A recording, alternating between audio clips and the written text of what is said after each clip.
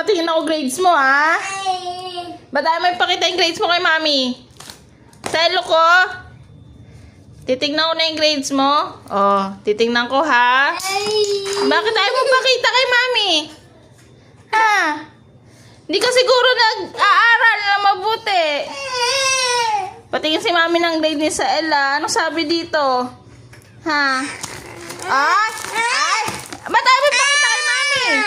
Ba't ayaw mo pakita kay mami yung grades mo? Ha? Oh, tingnan mo nakalagay yun. Nasa Elo. Oh. Ba't ayaw mo pakita kay mami? Patingin ako ng grades mo. Kung nag-aaral ka mabuti. Patingin ako. Patingin ako grades mo, ha? Hindi ka siguro nakikinig kay teacher. Babasahin lang ni mami, ha? Kung nakikinig ba siya sa Ela.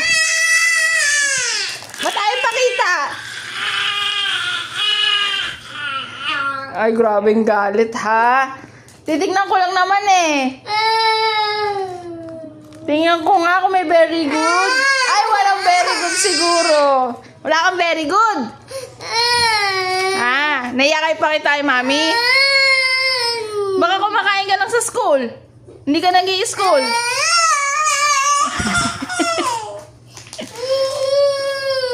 Huwag ka na magalit. Titignan ko lang naman kung perfect.